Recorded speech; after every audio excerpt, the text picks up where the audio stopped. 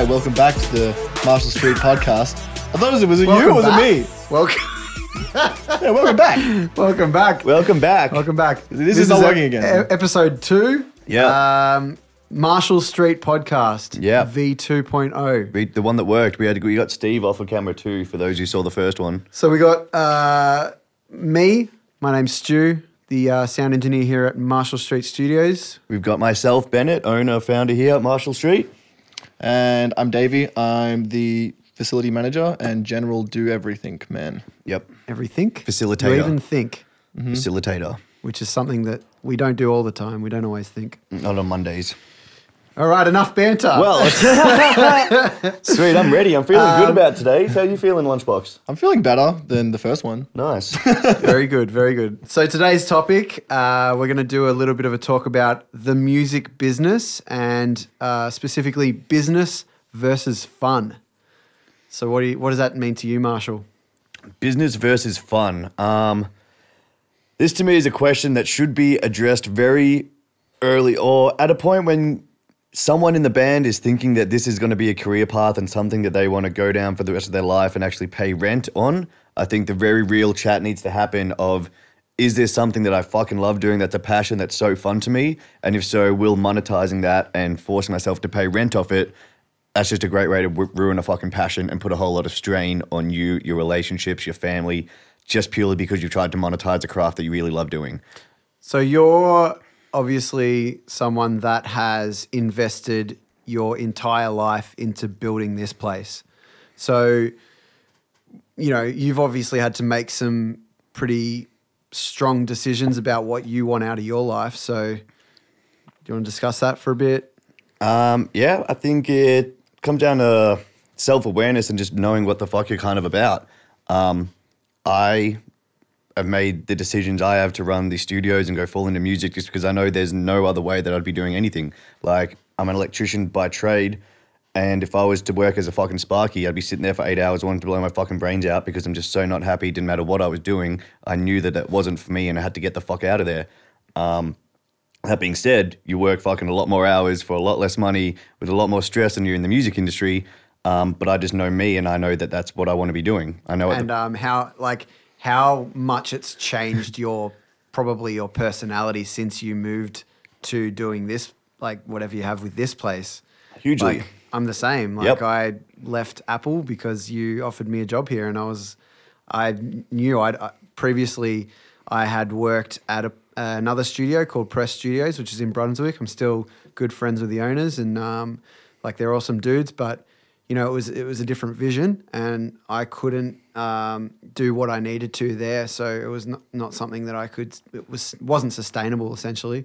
How long were you there for? Out of curiosity. About 6 months. Okay.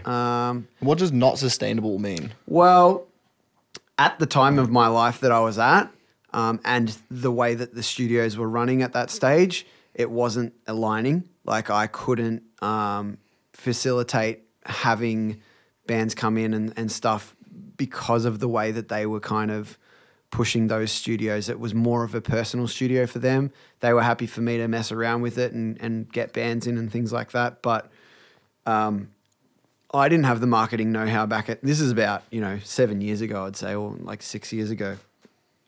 I didn't know what I was doing with marketing. I didn't know how to put myself out there.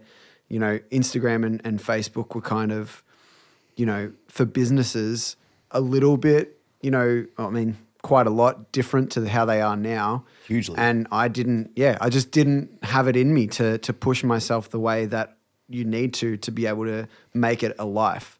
So it didn't line up. So I had to get another job at Apple, worked there for 5 years, and then Marshall offered me a job here because I kind of kept checking in and things like that.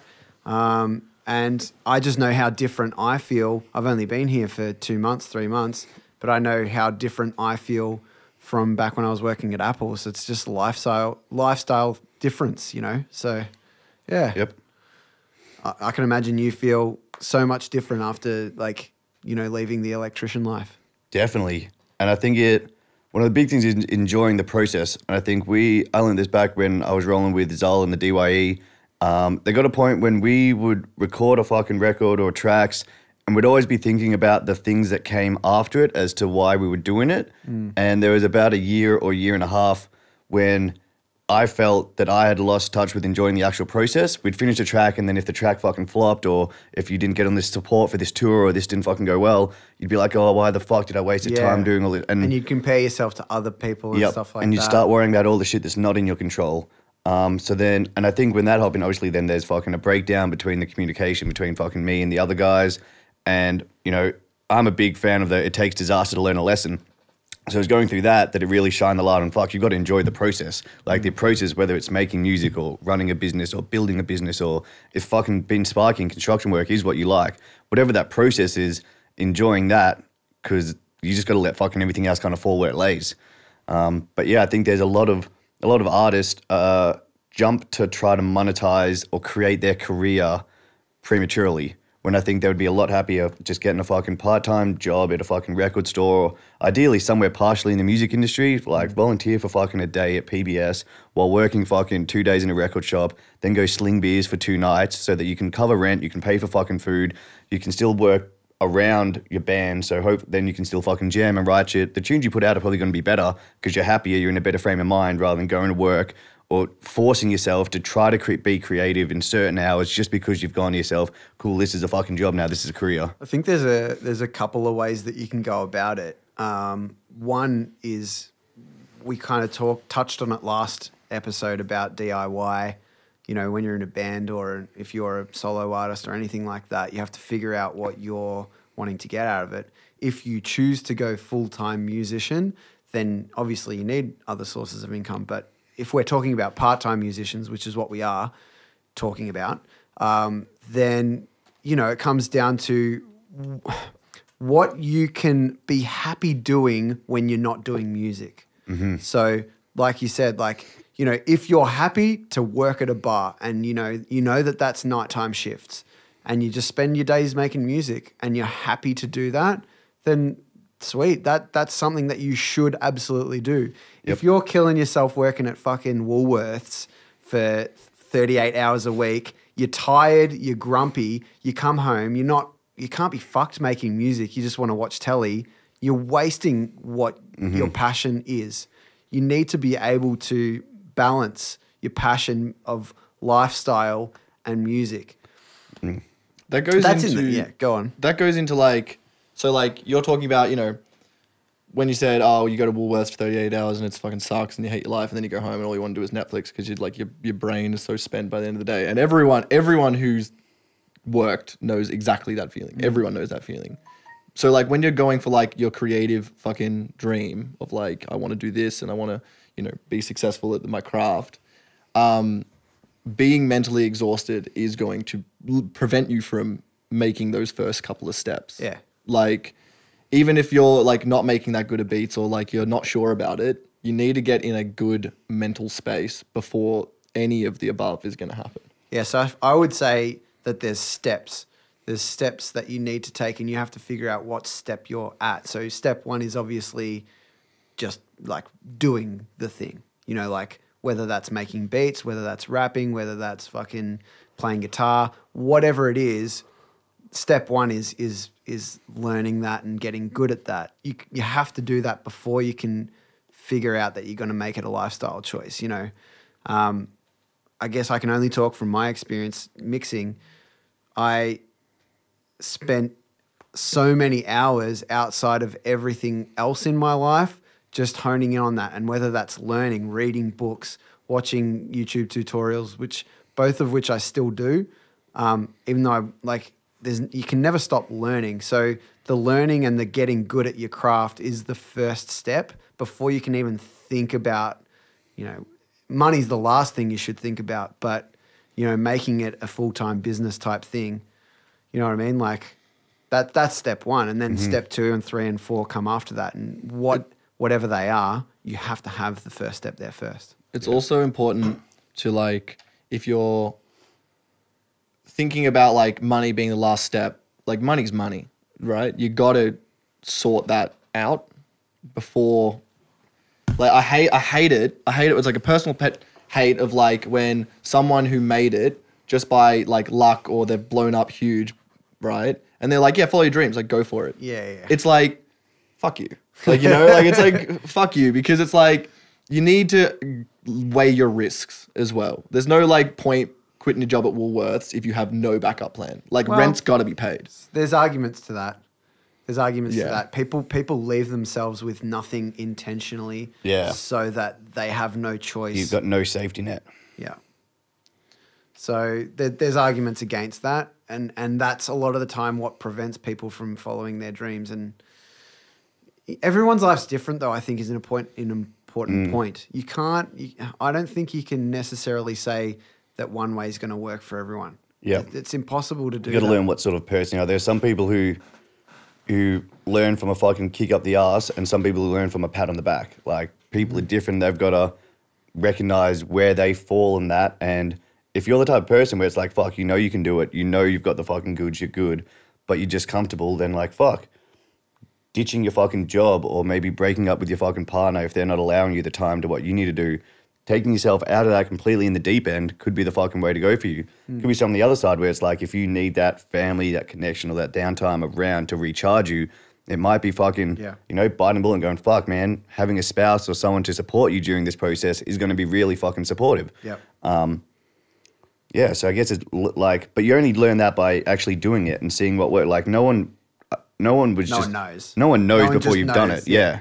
And then the other thing on that is just to keep doing stuff. Like when I first started DJing, I was like, fuck, I would have told you like all I want to do was just fucking be a turntablist and fucking scratch over tracks, and DJing was where my party's at. Then got into producing. I was like, well, producing's fucking really cool as well.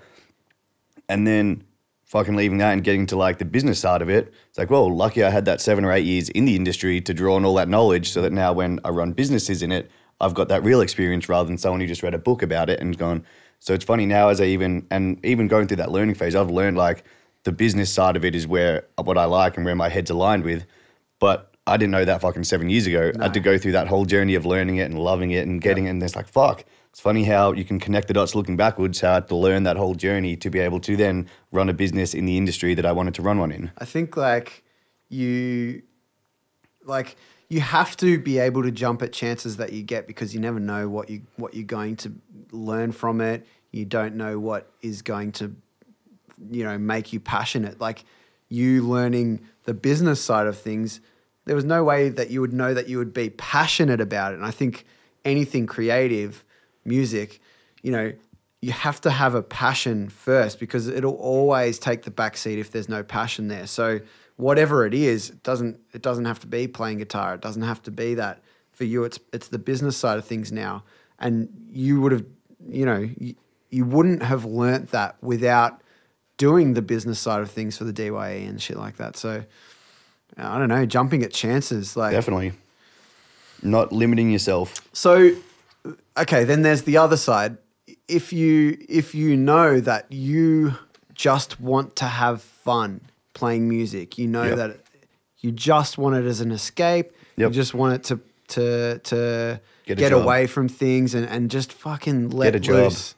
Then you know, you have to have something else that you're passionate about. And I mean, you don't have to, of course, but I think that's where people lose. Yeah. I'd look at it like a Venn diagram. Find something. What is your passion about? Why do you like guitars? Is it music? Is it the actual playing? Is it the structure? Like something about that has caught your interest and you fucking love it. There are little parts of that. It's not going to be the same or give you the same enjoyment, but there's little parts of that happen to fall into other jobs which you could then get to pay for your fucking lifestyle. Yeah. And you along with that, you should stop telling yourself that it's not just for fun, if that's the case, because you're going to work yourself up and you're going to always let yourself down, because if you don't admit that it's something that's just for fun, it's just an escape, you're going to put all this time and effort into shit and it's not going to work out because you don't have the passion. You don't have that drive that's going to get you to where you need to be. Someone will beat you. It's silly deluding yourself that. All right, so this is all great, right? Go on. But I'm gonna put you through the paces, right? Yes. Good. Okay. I don't know anything about music. Let's just get that out there. You do know what it is though, like you listen to it and shit. Yeah, it's that stuff with the violins. Yeah, cool. So if I was like a struggling artist, I've got my decks. I'm scratching. I'm doing my thing. I love this? how you always go back to being a DJ. Because I want to be a DJ. Teach me, you assholes. What's step one? I work at 7-Eleven. I DJ on the weekends. Cool. Step one. Cool. There's a few options. You've already gotten step one by the Yeah, sounds but of if things. you're DJing on the weekend, like your DJ schedule should be Friday night from 10 fucking p.m. through till 4 a.m. You just work every club Friday, Saturday. Yeah, so then I want to quit my job at 7-Eleven, but I don't make enough from those 2 nights to cover my rent. Yep. What's step one? Like someone who's like, You can't quit your job then. You need to be able to have a job that it's a supplement. It's going to supplement your music career. So you can't just quit because it's not going to work. You won't be able to pay rent. You're going to lose your home. So you tell me how you do it then. well, that's what I'm talking about is like, so it's all well and good to be like, you got to weigh up, like, you know, how you're going to do it and you're going to make your steps and you got to So follow you your should dreams. just be super practical about it. Like all this, the ideas of this, it's kind of like the clash between theoretical and practical. Like this is all the good ideas in theory. Then you've got to fucking take that and break down to what's practical. So if you're going, all right, I work at fucking 7-Eleven. I hate this fucking shitty job. I'm DJing my ass off on the weekends. I'm playing fucking all the clubs. I know all the fucking owners. I'm pulling in some coin there, but it's not great. How do I get myself out of this little rut that I'm in? Exactly. So then go, cool. What's super, first of all, what's the kind of North Star you're aiming for? Do you want to be a DJ in the club circuit? Do you just want to exist in the music industry? You know, are you producing tracks? If you're producing, then I start looking at, cool, let's produce for other people. Let's get you going for other people's tracks. If there's other DJs that are playing, how do you jump on and play with them? Like collabing with other artists is going to be the best way to get through all the fucking industry. So sick. So step one would be get out of your own head, network, reach out to your industry peers. See what skills you have that you don't realize are something special because a lot of time you're surrounded by people with the same skill set. So if you're a fucking dope producer who's DJing and playing in all these clubs, who the fuck needs beats? There's a whole heap of fucking SoundCloud rappers out there who don't know how to fuck to produce. Go and fucking shift them beats at $80 a fucking pop and fucking cold call your Damn, ass that until you is can Something fucking... else I would add to that is Ari Herstand's book's a great book about being a DIY musician. But one point he makes early on in the book is that music and business is 50-50. You know, and it's not always equal either. So if it's not working at the time, then you have to go, okay, I'm not going to play those 2 gigs on Saturday and Sunday night. And instead, I'm going to sit there for those 6 hours and figure out either a plan or I'm just going to start actioning other things. So I'm going to start contacting people. I'm going to send out emails. I'm going to, get in touch with some SoundCloud beats makers because, or whatever it might be. You can allocate that time not to be playing music, even though music is where you want to be. So you have to allocate the time. It's going to shift. So you're going to have a shift of business versus music, and that's going to have different ups and downs. Let me put it this way. If you're recording a single, right? Part of the business side of things is organizing the recording studio, figuring out the song first. The song is part of the music part, but it's still the organization of the song and pre-production and getting all that sort of stuff ready. Then there's the recording of the song, which is all the music side of things. And then after that goes back to business. It's marketing. It's all that sort of stuff. So there's a shift.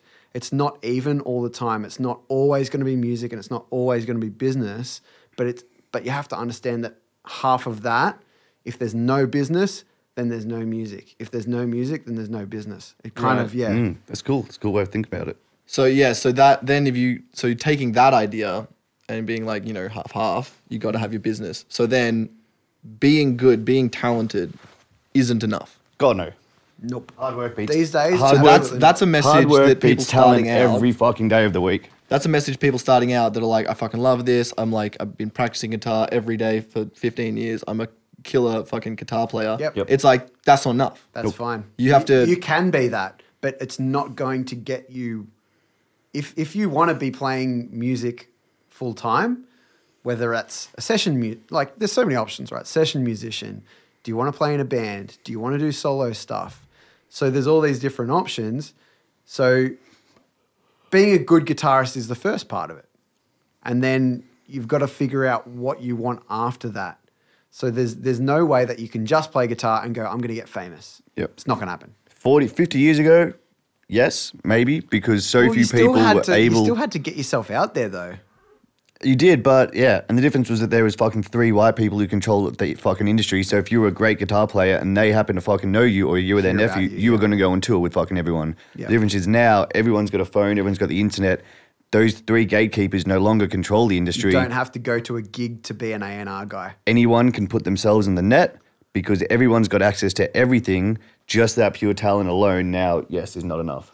Yeah, well, that's what I'm talking about. Like, that's that. So, like, me working at 7-Eleven, DJing on the weekends, I could be the greatest DJ Melbourne's ever seen, Yep. but no one gives a shit unless I'm out there marketing. Yeah, And you- I'm you doing might that get correctly. seen. If you're Yeah. genuinely that good, at the end of the day, People will talk fucking about you cream when- rises to the top and shit stinks. If you really blow people away that much, then yes, you can still do it. But again, it's just weighing up the time we're in. It's 2019. Like, if you go and just fucking play shows every day to an empty room or room of 5 or 7 people, yeah, word might travel, but it'll take you fucking 3 years of playing shit shows to get fucking a bit of recognition. When if you go and learn the online social side of it and how to actually, like, the fact that music has gone from consumer to fucking, from artist to consumer, there's no in betweens.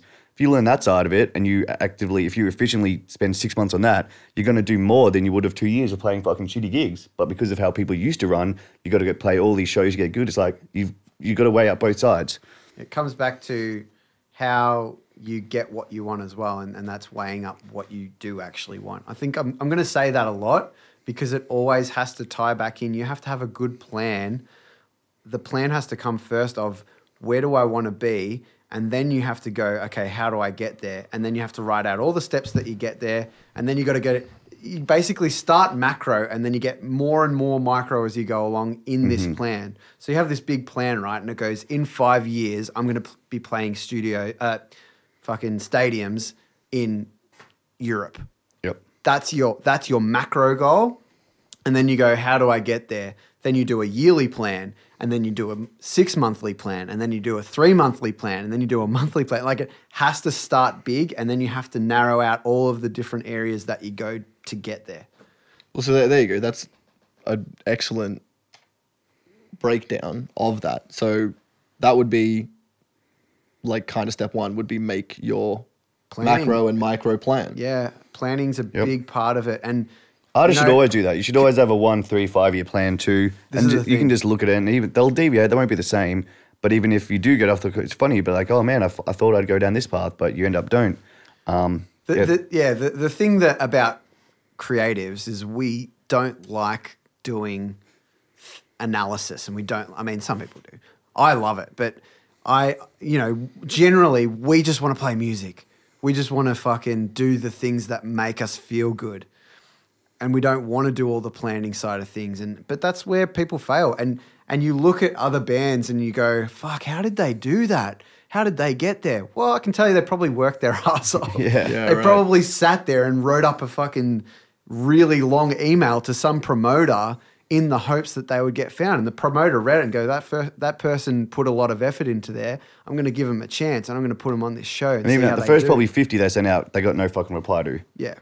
Like there's most overnight success takes fucking 10 years. Yeah. Yeah, see, I feel like those sort of like stardom stories that you hear, like Ed Sheeran, everyone's like, oh, he got discovered and then like he got huge and now he's writing these great songs and he's producing for like rotten songwriting for all these giant artists. Yeah. It's like Ed Sheeran like keeps talking about how he slept on couches for years and like has been working towards this for years, and it wasn't like, oh, he was discovered. He's You like, see, there's one of his video clips that just shows all like home video footage of him, and he's playing music when he's a kid. Yeah. Like he started young. That's the stage 1 that I was talking about before. It's getting good at your craft, and then he's like, cool, I'm dedicating my life to music. And then he's like, I'm not going to stop till I do it. I'm going to sleep on couches. Yep. I'm going to meet people. I'm going to play gigs. I'm going to network. All of these things that helped him to get to where he is. You know, you can't sit at home playing guitar or making beats and just expect that someone's going to find you. It's impossible. It can't happen without you putting some form of effort in. or even, especially, I see this a lot in young. I don't want to say younger. We're not old, but like I'm going to say teenagers that might have like some good talent, some good fucking beats, like some good like lines. They put it on Facebook and their friends are like, "You're sick." It's like, well, your friends aren't the fucking people that are going to help you. No. They're just going to tell you that you're sick. And if that's all you want, then great, you know. Yeah. But And that's a starting point. You never know what can happen from that. Digital these days is a bit of an elusive sort of area because no one, well, not no one, but most people don't fully know what they're doing when they're putting up a business plan on fucking Facebook or whatever. They're just hoping a lot of the time.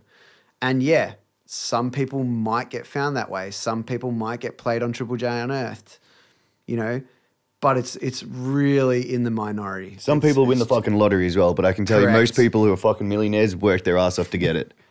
and Yeah. have to sacrifice quite a lot, That's yep. a lot of time, I mean, lot of seeing a people. lot of Yeah. time. You don't go to fucking parties. If you're in the fucking music industry, you're usually either playing gigs on Friday and Saturday, doing the sound at them, Busking.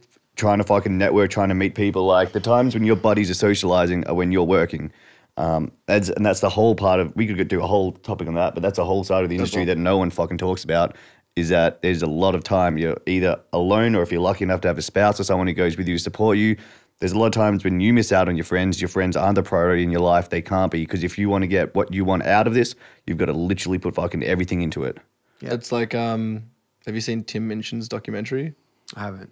No. Highly recommended. Like what you just What is said. it? It's like how Tim Minchin, like he went to like the Fringe festivals and he went to Oh, London yeah, I have and seen that. Yeah, all that. yeah.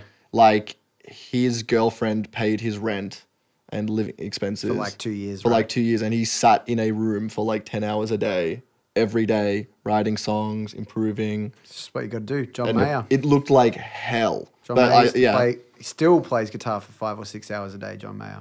really. Yep. Has to. Yep. To be good at his craft, I that think comes John first. Mayer's into some weird shit. But if you like, He's an amazing. but when he dies in like 30 years or whatever, I don't know how old John Mayer is. It's gonna come out that he's like Into some weird he shit. like kept 1,000 dogs in the basement. Set them free, John Mayer. I'm on to you. Free the dogs. How do you say his name? John Mayer. John Mayer. Yeah. Fuck He you. runs a tidy Instagram though. I like him. He's Yeah. a good guy. Good on him. He runs a clean Instagram. He's a weirdo, but that's what will happen when playing guitar Everyone, for 10 pe- hours a day. People in the fucking music industry are weird. Like Yeah. there is something weird with your brain if you need to create something to publicly put it out for recognition, and you're happy to tell all your friends and family to fuck off. You're not getting it. There's something. and they'll fucked up. probably tell you that you suck. Yeah. And you have to be able to deal with that. They're like, there's something wrong with our thought process. Doesn't like it's just we're not fucking We're normal. not wired the same. Yeah. Yeah. And for anyone out there who likes reading, there's a dope book, Living with a Creative Mind. If anyone wants to read that, kind of breaks down, gives two opposing opinions on how the brain kind of works and how creatives are wired for a life of ballast and not balance. Like, so you hear it from artists who work on an album for fucking 3 weeks and then can't get out of bed for 4 days. Like, it's not this old man, 8 hours rest, 8 hours leisure, 8 hours work. Like, Yeah. creatives will go, cool, I'll just fucking go myself till I fucking can't move, recharge the batteries, and then go again. Like, it's a life of ballast. Also finding your working rhythm. 8 hours, 8 hours, 8 hours is. I've never found anyone that's been like, yeah, sweet, this is good. Yeah, but they don't care what they're doing. Like you can do it if you're not solely interested.